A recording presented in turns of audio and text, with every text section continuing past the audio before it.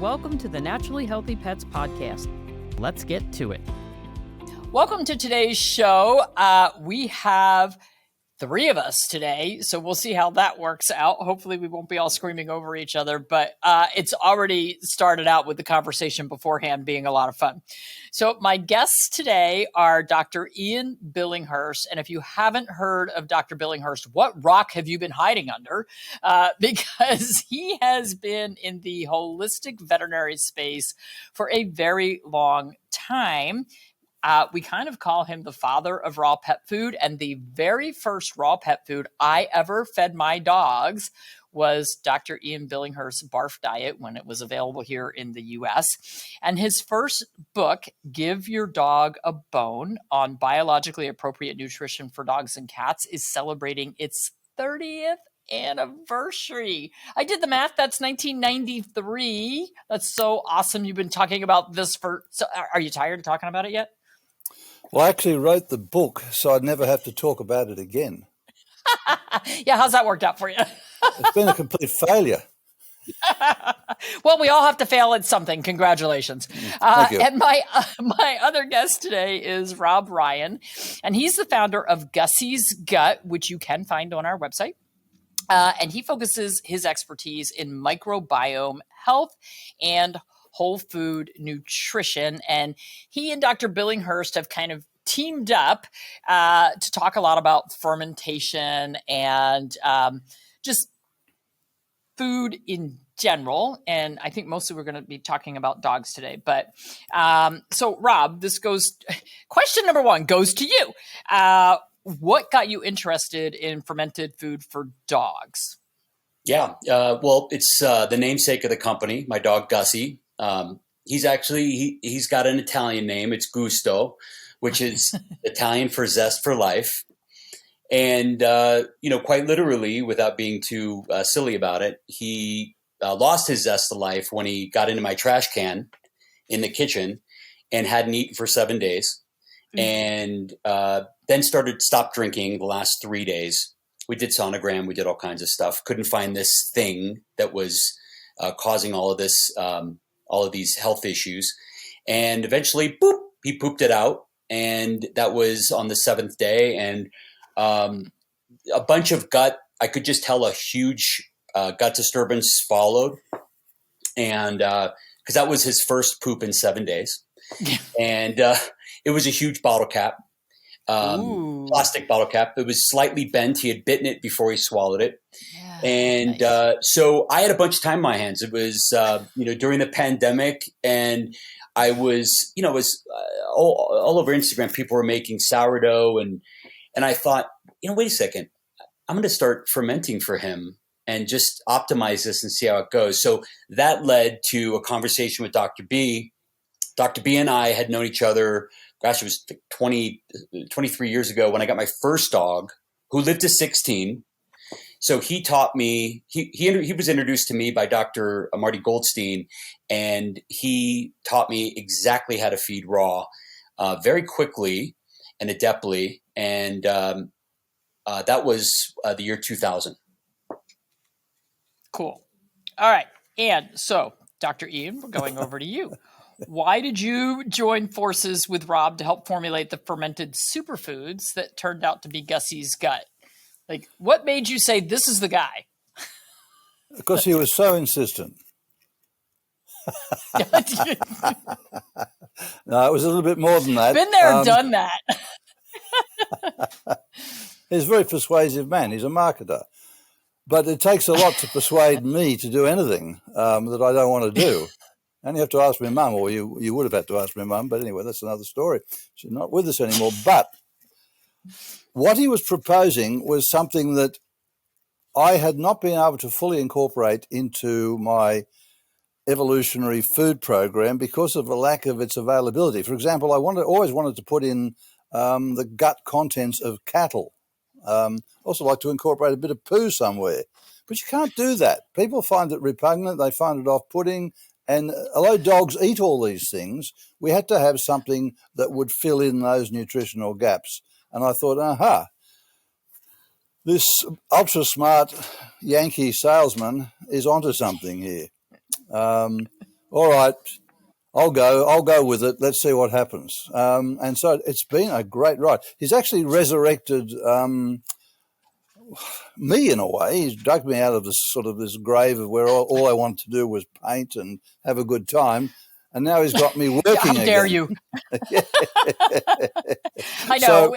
Holistic veterinarians are never allowed to retire. We just revamp ourselves into something else. Well, I think so. But what it has done also, I have looked at the internet and I've looked at what I'm going to call them, for want of a better word, these barf gurus or rule feeding gurus have made of the original proposition that I put out.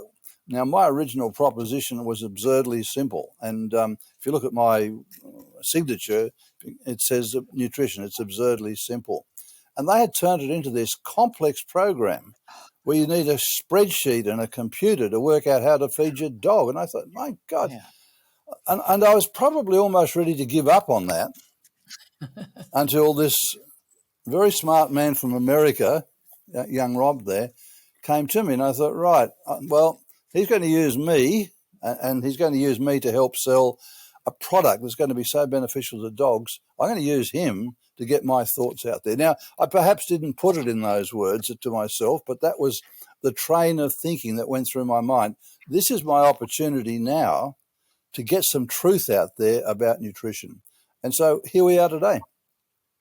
You know, Gwen and I were having a discussion about this earlier today, and she said, because I have this clouder of cats because the stray cats showed up pregnant and we had all these kittens born. And so now we have all these year-old cats because we really stink at giving away cats.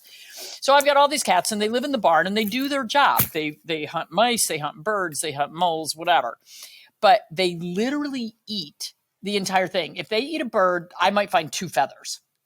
And so we were talking about all the foods that are on the market and how we really are missing so many parts and pieces that if we looked at what they would eat in the wild, they're eating the hair, they're eating the feathers, they're eating the brains, they're eating the eyes, they're eating the gut contents, like they're eating everything. And you're right. It gets distilled down to, this percentage of muscle meat, this percentage. And like, I'm guilty of that too, because that's what people want to hear. This percentage of organ meat and this percentage of vegetables. And then it does become so complicated because then we get, FDA and AFCO and FEDIAF, who everybody steps in and says, well, you have to meet these standards. And yes, they're a joke. I agree. But if you're going to have something commercial on the market and not have the authorities come down on you, you have to toe the line.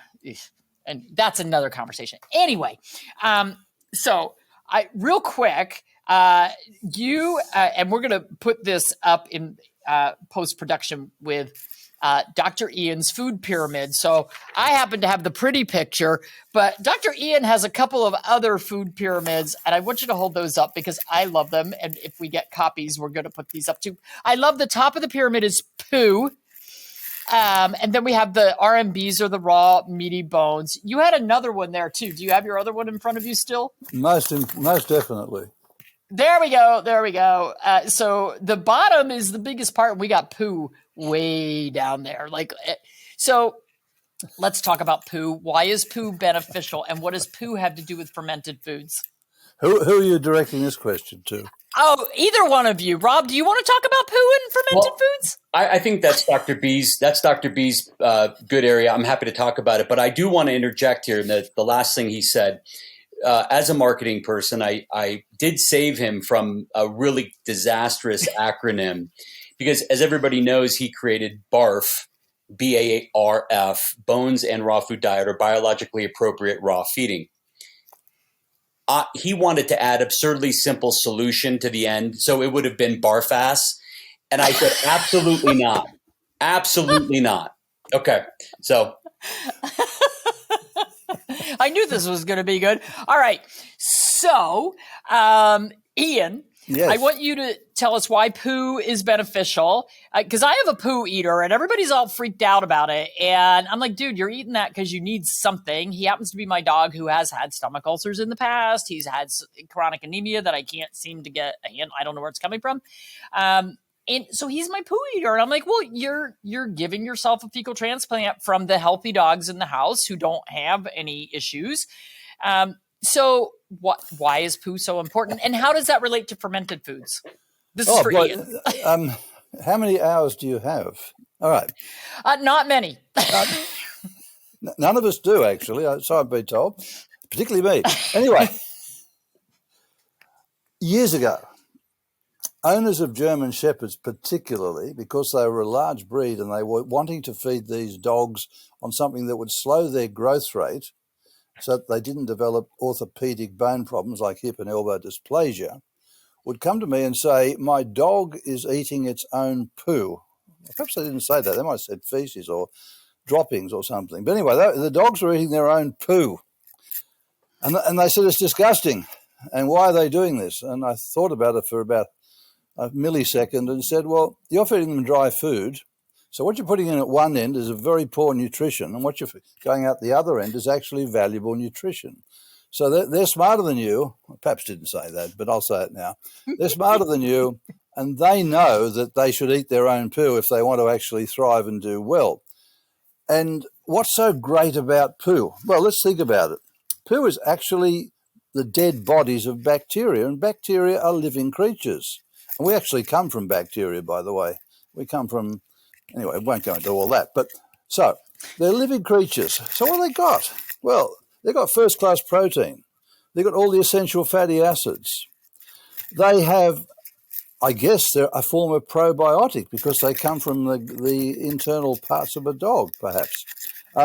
They got prebiotics. So because a lot of the stuff they're feeding was based on some sort of fiber. They've got postbiotics because the bacteria feeding on them have actually produced good substances. So all this wonderful stuff was dropping out the back end and being treated with great repugnance by the owner and tried to get rid of. The dog said, nah, this is, I was going to swear then, this is really good stuff and I'm going to eat it. So I realised way back then that this was part of the biologically appropriate raw food program. I didn't really use those words in my mind at that stage. It's just, well, this is what we should feed dogs. It's common sense. Substitutes for those things. So we can actually supplement with first-class proteins, if you like, in the form of eggs or perhaps lean meat, whatever, it doesn't matter. Throw in some essential fatty acids, throw in some form of probiotic. And at this stage, it was like kefir or yogurt, that sort of thing. But then this is where Rob came in about 20 or 30 years later, or whatever. But so this is what poo has. It's a living food, and it has these enormous benefits. And it's part of what dogs are designed to eat because they're scavengers.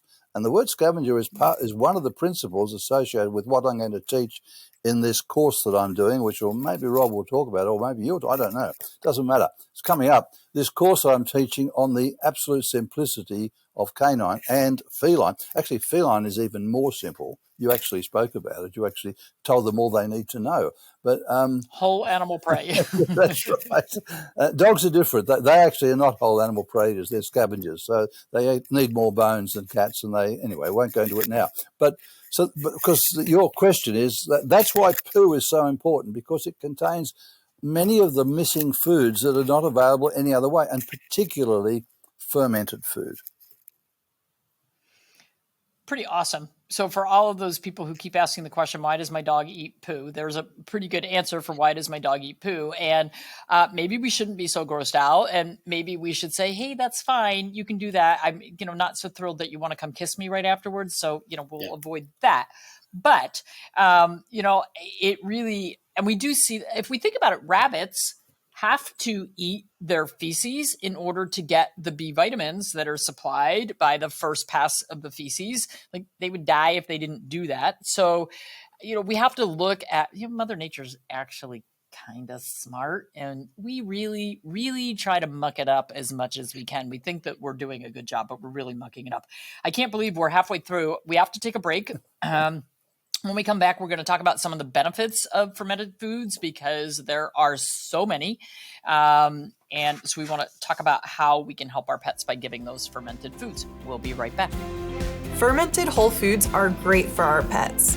Learn the benefits of fermentation and simple ways to DIY in Billy Hookman's mini course, Incorporating Fermentation into Your Dog's Diet, on Dr. Judy U. This 1-hour mini course will help you boost your dog's nutrition from the comfort of home. Podcast listeners can take advantage of a 50% discount by using the code PODCAST09 when checking out at drjudyu.com. Welcome back. So we're going to talk about some of the pros and cons of fermented food, particularly, benefits of fermented food. And I'm going to throw this to Rob because he's the one who said to Ian, hey, we got to do this. And apparently he's a good marketer. So, Rob, what are benefits of fermented food and why should we all think about feeding fermented foods to our dogs? Yeah, well, so I've been a couple things. I'm a really good fermenter too, it turns out. I've been as interested in health and longevity and health span as long as I have basically in my career.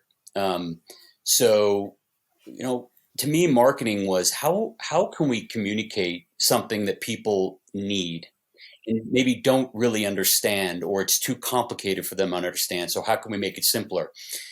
In this product, it's just simple. And thanks to freeze drying, we're able to create something that is basically like you gave it raw or wet without any of the issues of freezing and transportation, expensive shipping costs.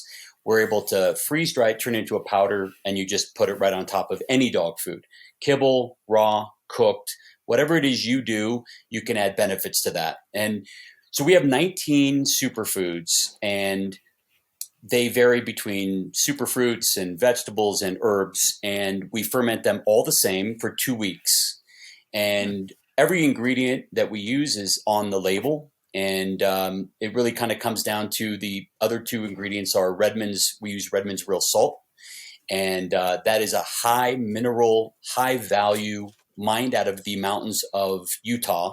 When Utah was an ocean, it's mined right out of them. So it's super pure. It's not affected by microplastics and all of that. We buy a lot of Redmond's and we ferment that for 2 weeks. And then at the very end, we add a very little bit of cheese, of organic cheese for the dogs that are kind of like, fresh food, what's that?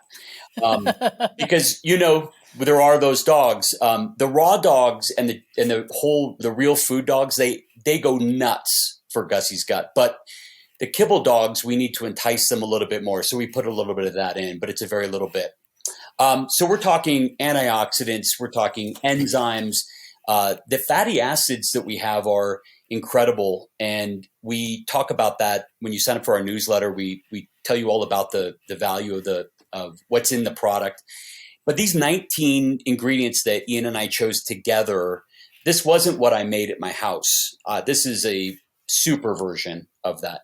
They work together and very synergistically, and they create over 180 nutrients that we know are in the formula. But I have some news. We are actually doing some pretty sophisticated testing pretty soon. So what I'm told is we're going to uncover more than 180 nutrients.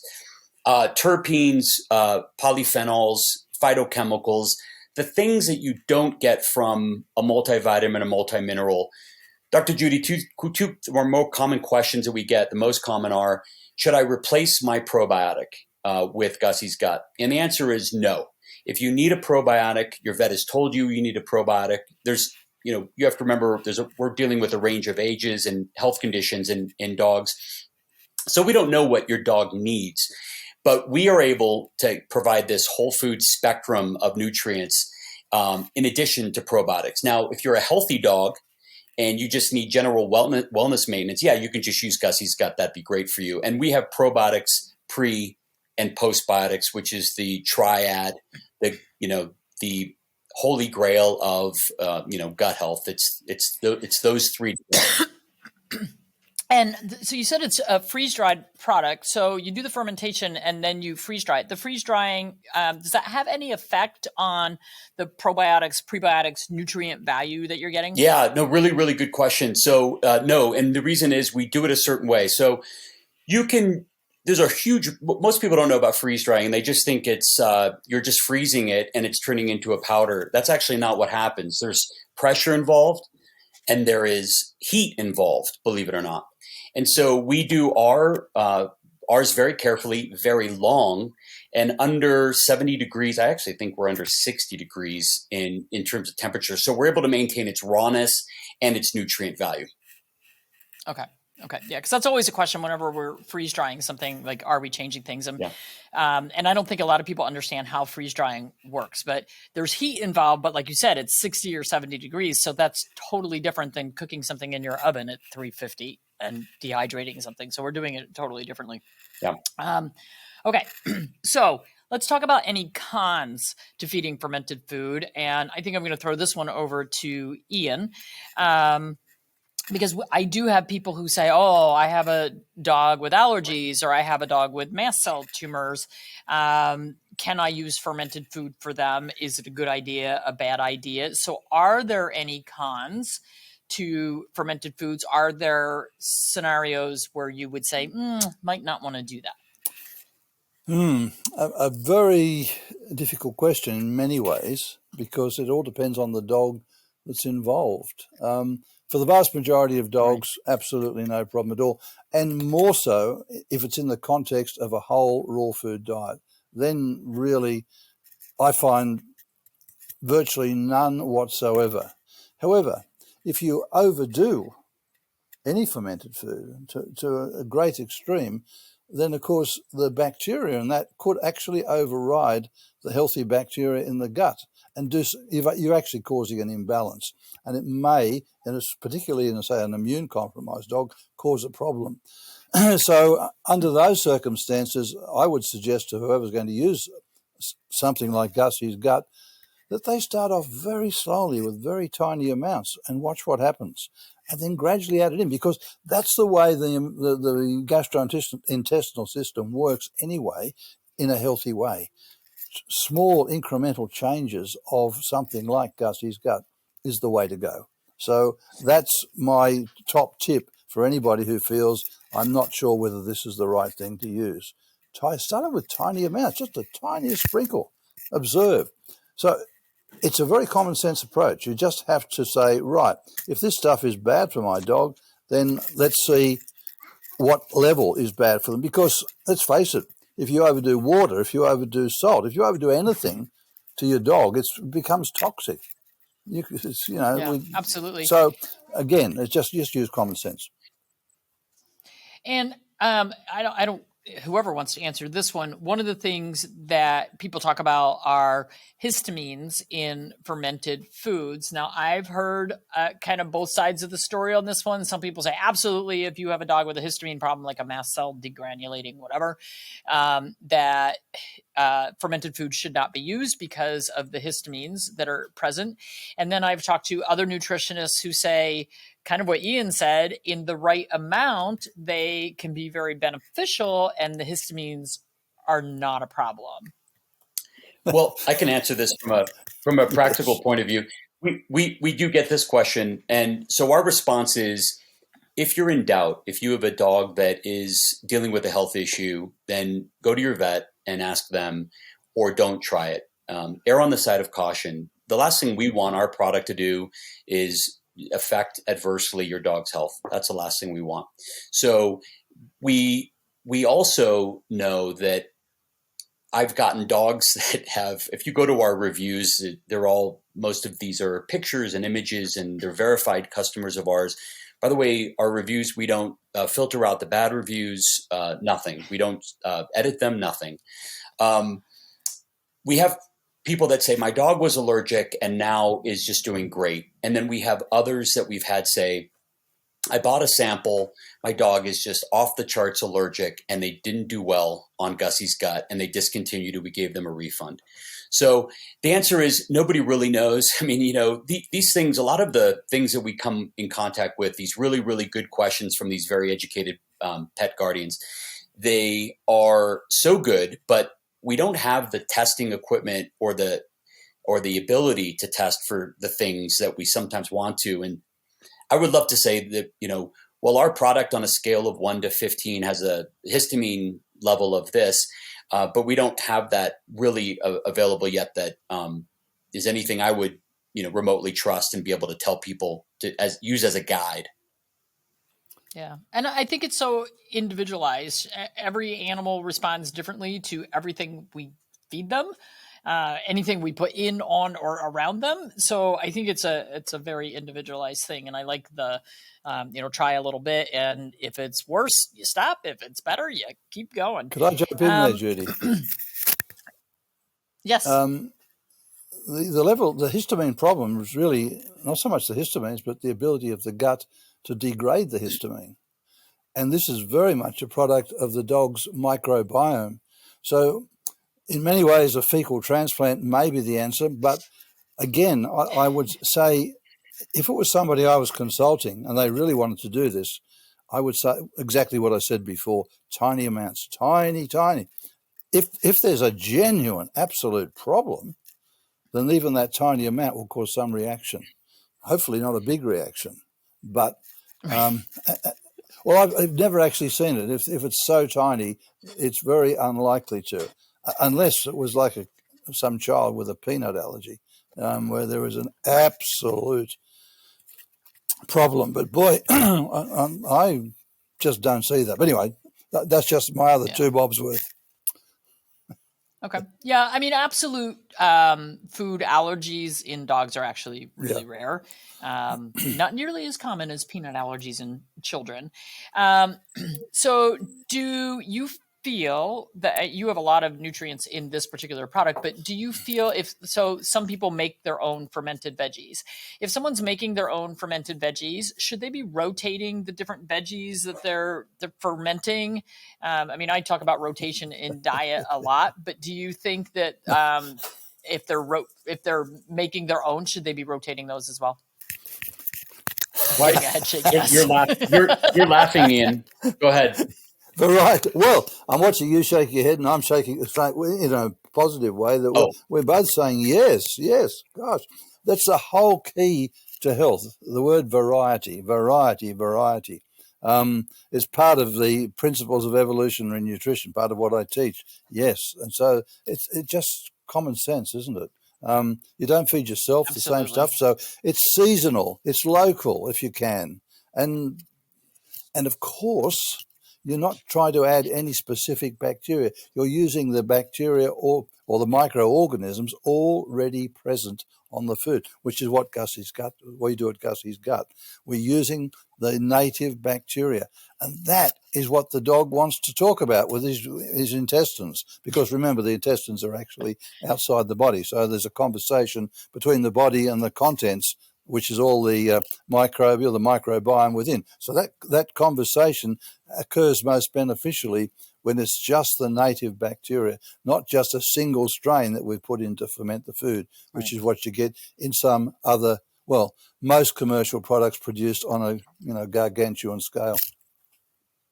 Yeah, absolutely. So you mentioned earlier, we could talk about this stuff forever, but we don't have much time. You mentioned earlier a course that you're putting together. What is your course? I'm very curious. Well, it's a kindergarten course, and you don't need to go beyond it, because once you learn the principles, which are the kindergarten of evolution and nutrition, you are then set free because you know what to do. It's that simple. Everybody else wants to become a guru where they are the only ones who have the answers, and it's all written in spreadsheets and what have you and recipes. What people need to know is that this is beyond simple. Nutrition is beyond simple. In fact, I was thinking about this morning. When I was a young person, I lived in a society, Australia, where what we did was, in fact, on a broad scale, if you had a dog or a cat, you fed them with butcher scraps and human food scraps. What you did, it was common sense. Now we live in a society is what we do is we feed them kibble predominantly. So what was common sense back then is not common sense anymore. So really what I am teaching is common sense approach to nutrition, but it's not just what we did back then. It's also looking at it from a very scientific perspective, because funnily enough, I was trained in science, agricultural science and veterinary science along the way. But what I've come to appreciate, something that wasn't actually taught to me, was evolutionary nutrition. And one very specific teacher of mine, I've never met him, his name was Dobzhansky. He said, nothing in biology makes sense except in the light of evolution. So we just have to do what the dogs evolved doing, and I teach that as well in this course, how a dog has evolved to require what it requires today. And there are just some simple words like scavenger, omnivore, hunter, coprophagic, which means eating poo. All these simple concepts are embodied in the course, and at the end of it, people walk away saying, oh my goodness, this is so simple. Why didn't I know that before? In fact, when I wrote Give Your Dog a Bone, I thought, why am I writing this book? It is so absurdly simple. Would anybody really want to read this? As it turned out, apparently, yes. So I am embodying that book in the course and so much more, because having been around now for who knows how long and how long it's going to go on. So I've got to get this out there. I want people to know the simplicity of all of this. So that's it. That's Absolutely. The course. It's kind of like kindergarten nutrition, which takes you to a point where you are way beyond the best PhD. In fact, if you have a PhD in veterinary nutrition, you are unteachable and you cannot understand this stuff. It's beyond you. But you're going to, unfortunately, anyway, that is true. Unfortunately, it's sad. Well, I'm excited. I can't wait to get the notification when this course comes out. We'll talk about that with you some more when it's available. I love everything that both of you are doing for our pets. Gussy's Gut is available on our website, drjudymorgan.com. It's also available at gussysgut.com. It's a great product. I recommend giving it a try. And I thank you both for the time that you were willing to spend speaking with me today, particularly with the time zone differences that we have to work around. Some of us work late and some of us get up really early in the morning. Thanks, Ian. My pleasure.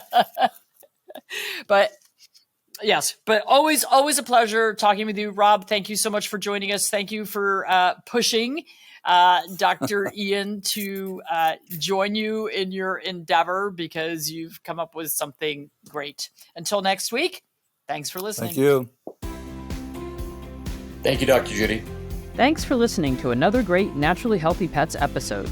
Be sure to check out the show notes for some helpful links. And if you enjoy the show, please be sure to follow and listen for free on your favorite podcast app. We value your feedback and would love to hear from you on how we're doing. Visit drjudymorgan.com for healthy product recommendations, comprehensive courses, upcoming events, and other fantastic resources. Until next time, keep giving your pet the vibrant life they deserve. The purpose of this podcast is to educate and to inform. It is no substitute for professional care by a veterinarian, licensed nutritionist, or other qualified professional. You're encouraged to do your own research and should not rely on this information as professional medical advice, diagnosis, or treatment. Dr. Judy and her guests express their own views, experience, and conclusions. Dr. Judy Morgan's Naturally Healthy Pets neither endorses or opposes any particular view discussed here.